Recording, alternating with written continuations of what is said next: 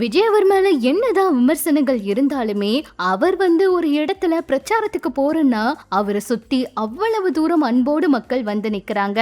இப்ப வெற்றியோட பக்கத்துல இருக்காரா விஜய் அவரு? தமிழக வெற்றி கழகத்தோட தலைவர் விஜய் அவர் பிரச்சார பயணங்கள்ல கூடும் கட்டுக்கடங்காத கூட்டம் அரசியல் விமர்சகர்களோட பழைய கணக்குகளை தலைகீழா மாத்தி இருக்கு. வெறும் திரை நட்சத்திரமா பார்க்கப்பட்ட ஒருத்தர் இன்னைக்கு லட்சக்கணக்கான தொண்டர்களை தன்னோட பின்னால் அணிவகுக்க செஞ்சிருப்பது சாதாரண நிகழ்வு கிடையாது. தன்னோட தலைவனுக்காக உயிரை கொடுக்கவும் துணிகிற ஒரு தீவிரமான தொண்டர் படையை கொண்டிருப்பது அது மட்டும் இல்லாம மிகப்பெரிய பலம்னு கூட சொல்லலாம். இந்த எழுச்சிய வெறும் ரசிகர் கூட்டம்னு சொல்ல முடியாது, அரசியலோட முதிர்ச்சி இன்மையாகவே பார்க்கப்படுது. விஜய் அவரு வருகையப்ப நிலவர கூட்ட நெரிசல் கட்டுப்படுத்த முடியாம காவல்துறையினரை திணற காட்சிகள் அவர் மீதான மக்களோட ஈர்ப்பை ரொம்பவே வெளிச்சமிட்டு காட்டுது. ஒரு பிரச்சாரத்தோட ஆரம்பத்துல இருந்து முடிவு வரைக்கும் ஒவ்வொரு அசைவையும் நேரலைவுல போட்டி போட்டுக்கிட்டு டிஆர்பிக்காக ஒளிபரக்கிற ஊடகங்கள் ஒரு பக்கம் இருக்காங்க.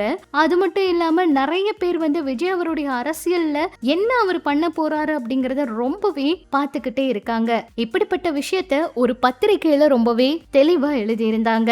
இவ்வளவு பெரிய மக்கள் செல்வாக்க கொண்டிருக்க ஒருத்தரை சில அரசியல் நோக்கர்கள் குறைவா மதிப்பிடுறாங்கன்னு, தேர்தல் அரசியல்ல வாக்கு வங்கி அப்படிங்கிறது வெறும் எண்களால் ஆனது மட்டும் கிடையாது, மக்களோட உணர்வுகளோட தொடர்புடையது. விஜய் அவரை பொறுத்த வரைக்கும் அவர் ஒரு குறிப்பிட்ட சமூகத்துக்கோ அல்லது மண்டலத்துக்கோ மட்டுமான தலைவரா இல்லாம மாநிலம் தழுவிய அங்கீகாரத்தை பெற்றிருக்காரு. குறிப்பா பெண்களும் இளைஞர்களும் அவர் மீது வச்சிருக்க அதீத அன்பு தேர்தல் முடிவுகள்ல மிகப்பெரிய மாற்றத்தை ஏற்படுத்தும் வல்லமை கொண்டது. முந்தைய காலங்கள்ல நிலவி வந்த இருமுனை போட்டியை உடைத்து ஒரு தனிப்பெரும் சக்தியா அவர் உருவெடுத்து நிக்கிறத இப்பதான் உணர முடியுது. மொத்தத்துல 2026 சட்டமன்ற தேர்தல் தமிழக அரசியல் ஒரு மிகப்பெரிய அதிசயத்தை நிகழ்த்த போகும் களமா இருக்கும்னு எல்லாருமே எதிர்பார்க்கறாங்க. இதுக்கு முன்னாடி வரைக்குமே விஜய் அவர் நிறைய விமர்சனங்களை சந்திச்சாரு. நிறைய இடங்கள்ல அவரை பத்தின எத்தனையோ பேச்சுக்கள் வந்துச்சு.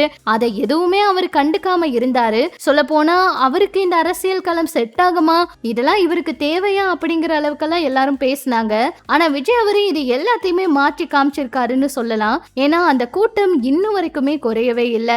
அவருக்காக என்ன வேணாலும் நாங்க செய்வோன்னு விஜய் அவருக்காக அவ்வளவு தூரம் மக்கள் கூட்டம் வராங்க. மக்கள் மத்தியில அவரு நல்லாவே பதிஞ்சிட்டாருன்னு கூட சொல்லலாம். யாருமே எதிர்பார்க்கவே இல்லை விஜய் அவருக்கு இவ்வளவு ஆதரவு கிடைக்கும்னு.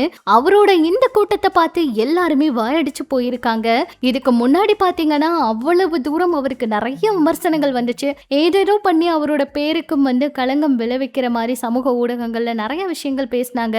இதையெல்லாம் தாண்டி இப்ப அவரு கட்சிக்காக இவ்வளவு தூரம் போராடுறாரு. என்ன நடக்க போகுது, 2026 தேர்தல் அவருக்கு எப்படி அமைய போகுதுன்னு பொறுத்திருந்து பார்க்கலாம்.